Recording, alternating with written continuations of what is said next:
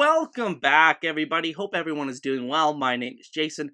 I'll be your host on this CFL talk show, Hussey's Huddle. In this video, I'm going to go over my top 10 running backs for 2022 in the CFL. So just for next season, not 5 years in the future, but if I'm taking running backs for next season, this is the order that I would choose these players. But really quickly, before we get started, if you want to support the channel, the best way to do it is by hitting the like button and subscribing to Hussey's Huddle for more CFL content just like this. I greatly appreciate it. We're on the road to 400 subscribers, and I appreciate everybody that's signed up lately, keeps liking the videos. I really appreciate it a lot, guys. And with that said, let's get on with the video. So without dragging this video out too far, I'm just going to get right into it, and I really don't have a specific play type that I like as a running back. I mean, I do like one-cut guys that just put their foot in the dirt and get upfield, and don't do a whole lot of dancing in the backfield, but I think there's still value in those guys that are a little bit more patient in the backfield, take a little bit more time to make the decision where they're going to hit the hole and run down the field, and that can create the big plays. But a lot of these guys provide value in different ways, and I'll explain a little bit more as we get going. So just like my wide receiver list, we're going to start at number 1 and then work our way to number 10, and then I'll talk about guys that didn't make the cut that I think are notable to mention. So starting at number 1, I think the obvious, and that's why I'm wearing the shirt, is Montreal Alouettes running back William STANBACK. And STANBACK is just a tank of a running back. I mean, the rare combination of above average size and the breakaway speed, ability to break tackles, and he really just took the mantle, I think, as the best running back in the CFL this season. He had a great 2019 season. Obviously, in between the CFL's canceled 2020 season, he was in the NFL with the Las Vegas Raiders, almost made the team down there, and then comes back to the CFL and had an outstanding season. Honestly, if you want to actually talk about most outstanding season in the league this year, I would argue he was the most outstanding player in the league this year. It's just that his team did not win enough games. But I think he really is the best running back in the league. And while he's not the most well-rounded running back, he's not the most consistent in terms of his hands. He'll drop a lot of passes, and I saw that a lot in games this season. But he is really an outstanding as a rusher, and he was the driving force of this Alouettes offense that led the league in many categories all season long. Now, coming in at number 2, and this is a guy that missed a lot of this season with injuries. He's getting up there a bit in age, and we don't even know yet if he is going to play next year, and that is Winnipeg Blue Bombers running back Andrew Harris. And where do you start with Andrew Harris? He's probably, arguably, the best Canadian running back that has ever played the game. I know that's a big debate. Guys like Normie Kwong, John Cornish are also in that discussion. But Andrew Harris, just such a well-rounded running back. I still think he is the best pass-catching running back in the league today, even though they didn't really feature him in that way as much as they did in the 2019 season, where he was just an all-around threat and really was the driving force of that team.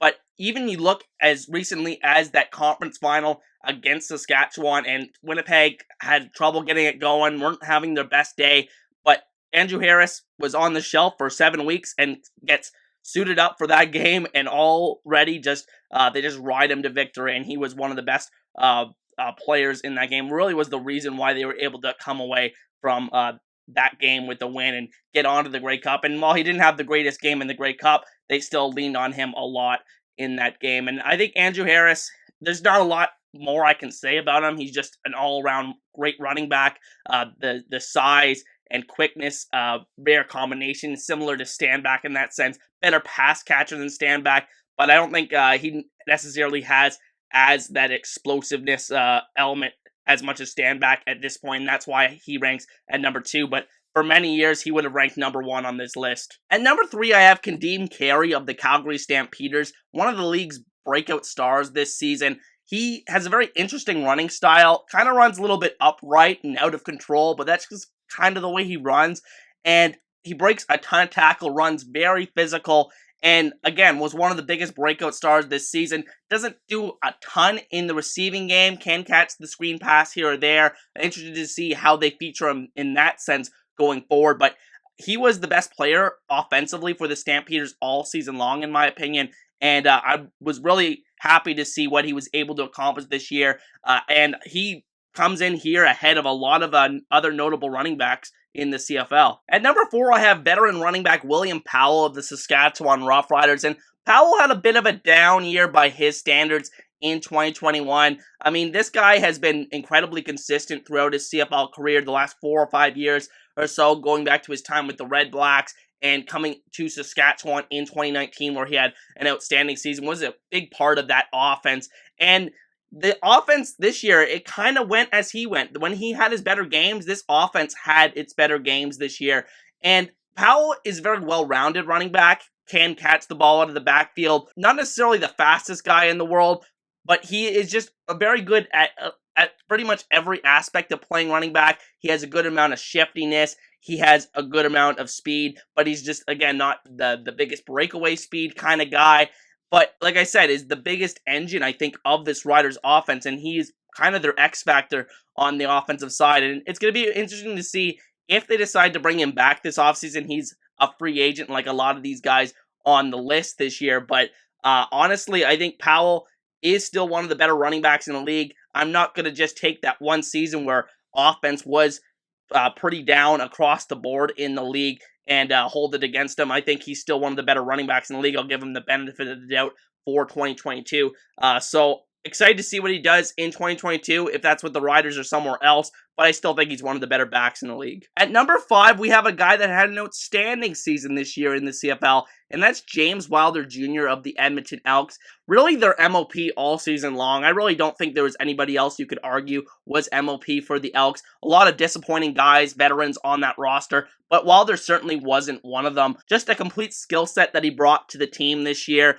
Physical running style, will truck guys, and really carrying guys for extra yards all season long, despite not having the best blocking in front of him. He's not necessarily the fastest guy right now. I think when he came into the league, he was one of the fastest running backs in the league, but I think he's been surpassed by a lot of other guys right now in the league. But I think ultimately, I think he's one of the more well-rounded running backs, and I'm really excited to see what he can bring to Edmonton or whatever team he's playing with in the CFL next season. Now moving on to the second half of the list here, and we're going into guys that are less kind of established, that didn't play necessarily a lot of the season this year, but showed a lot of big flashes. And we're starting at number 6 with Hamilton Tiger Cats running back Don Jackson. And what can I say? I think the best way you could describe Don Jackson this year is look at what this team did in terms of the running back production before he was inserted into the lineup. The reason why he wasn't playing was because of ratio issues. They couldn't dress that extra American. They were starting a Canadian at running back all season long. But when they were able to get him into the lineup halfway through the season, or 2/3 of the way through the season, Hamilton's running back production just skyrocketed, and there's just much more juice in the backfield when Don Jackson was inserted into the lineup. And that was really a big factor of this offense starting to get going a little bit the second half of the season. He's very elusive running back. He's not the most physical running back in the world, but he is very elusive. That's kind of his running style that he provides as a running back with his athleticism, and provides a little bit of value in the receiving game as well. You saw that a little bit down the stretch in the Grey Cup.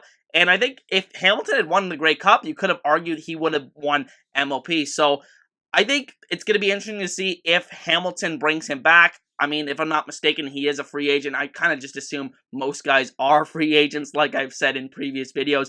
But I think going forward, he is a starting running back in the CFL, and whatever team he's on, he will not be in the situation he was in this first half of this season where he was sitting on the bench due to ratio issues. I think teams will make room for him because they saw that explosive element that he brought Hamilton's offense the second half of 2021. Now at number 7, we have a guy that might surprise some people how high he is on this list, but I think this is more a projection going forward because I was very impressed with his just explosive ability that he showed in 2021 as a rookie, and that is Toronto Argonauts running back DJ Foster. And Foster, some of these games this year for the Argos, they were kind of not really producing much consistent offense, and then all of a sudden they throw a screen pass to Foster or a swing pass to Foster and he's gone. That you really just can't teach that element of your game. He wasn't the most productive running back in terms of yards per carry average. I think he was very pedestrian in that sense in the carries that he saw this season, but the ability to impact the game in terms of that explosive element, and he also made a lot of these big plays as a receiver, and I think that is extremely important in the CFL. As a running back, you're not going to get 20, 25 carries a game like you will in potentially the NFL, in American football. In the CFL, it's a lot more passing oriented, and when you look at it, Foster was a big factor in a lot of Toronto Argonauts' victories this season. I know he killed the Tiger Cats in a couple of matchups that they played them this season. So I'm really impressed by DJ Foster. Excited to see what he can do as a follow-up to his rookie season this year. And again, I think going forward as a projection, I think he's one of the better running backs in the league, and I think he can climb this list even further. Now at number 8, we have a guy that may surprise some people that he's on this list, and that's running back James Butler of the BC Lions. And I think he actually had a sneaky pretty good season in the CFL, coming to the CFL for the first time in 2021. I got to see this guy play a little bit in the XFL in 2020 with the Houston Roughnecks, and then coming up here to the BC Lions, I didn't really expect too much from him because they had signed a running back named Shaq Cooper in the 2021 offseason that I thought was going to play a big role for them, but Butler really took hold of the starting job throughout this season, and honestly, I think his production, considering BC Line offensive line play throughout this season, was pretty impressive. I think he showed a good amount of all-around ability, a lot of tough running, breaking tackles. He's not the most explosive running back like you'll see it from a lot of other guys on this list, but he's just a very tough, consistent, all-around back that you're going to be able to trust, and I think some team will view him as a very competent option going into 2022, whether that's in BC or somewhere else. Now getting towards the end of the list, I have a guy that I had a really tough time placing on this list, and that is Winnipeg Blue Bombers running back BRADY OLIVEIRA. And Oliveira's performances this year were all over the map. He had a great Week 1 performance against the Hamilton Tiger Cats, but also had a lot of opportunities this year where he had the chance to start, but he was really invisible for the Winnipeg Blue Bombers behind a great offensive line. And I think with Oliveira, I think the thing with him is he's a classic one-cut running back, has the athleticism to play and be a Canadian Football League starter, but I think he needs to become a more well-rounded running back. Was really a non-factor in the receiving game. Excited to see what he can do going forward. I think he obviously, in the years ahead, I think he could rank very much higher on this list, but we'll see what happens with him going forward. I think there's a lot of potential there. And then at number 10, we have John White of the Toronto Argonauts, a veteran running back that I think going into last season, I definitely would have had him in the top 6 or 7 running backs, a clear solidified starter in the CFL. But he kind of looked disappointing this year. He had a couple really big runs, but other than that, kind of looked disappointing to me and didn't look like the better of Toronto's two backs with DJ Foster emerging there in Toronto. And I'm really interested to see if a team will give him another starting job next year as their number 1 guy. I mean, I think with running backs, a lot of teams start to go with these 2-back systems anyway, so I think he'll find work somewhere, but will he be that lead running back for a team again? I'm not too sure, but he's a well-rounded veteran. He'll catch the ball out of the backfield, and I think with the connections he has around the league, he's been around for a while, and if he wants to continue to play, he'll find a job somewhere. So that's my list of the top 10 running backs in the CFL going into 2022. You guys got to let me know what you guys think down below. But before I let you go, I just wanted to mention some guys that I also considered for this list. Walter Fletcher for the Edmonton Elks, a couple of amazing games, but it's just a sample size thing for me. I just don't think I've seen enough yet in terms of a sample size to include him on this list, but he did look fantastic in the couple starts that he did get for Edmonton. I do think that's who they're going to build around for 2022 in that backfield. Johnny Augustine for the Winnipeg Blue Bombers. Again, it's kind of a sample size thing. He only had about 30, 40 carries, but he looked fantastic in those carries that he did get. Be interesting to see if he leaves the team in free agency and goes somewhere else, and another team gives him more of an opportunity to start. And then Sean Thomas Erlington for the Hamilton Tiger Cats had a very down season this year. Just didn't look the same in terms of the explosiveness coming off that knee injury that he suffered in 2019. But I'm going to be really interested to see what he does in 2022 if Hamilton brings him back again. And then Cameron Artis-Payne, a guy that has been around and was, I think, a mid-round pick in the NFL, played for the Carolina Panthers, then in the XFL with the Dallas Renegades, comes up here and was pretty good as a spot starter for William STANBACK when he was out with injury for a couple games this year. So interested to see what those guys do going forward, but they didn't make the cut for this list. But with that said, that is going to be the end of today's video, ladies and gentlemen, and I want to thank each and every one of you for watching. Once again, my name is Jason. If you want to support the channel, the best way to do it is by hitting the like button and subscribing to Aussie's Huddle for more CFL content just like this. I greatly appreciate it, guys. And with that said, I hope you guys have a good one, and I'll see you guys next time. Peace.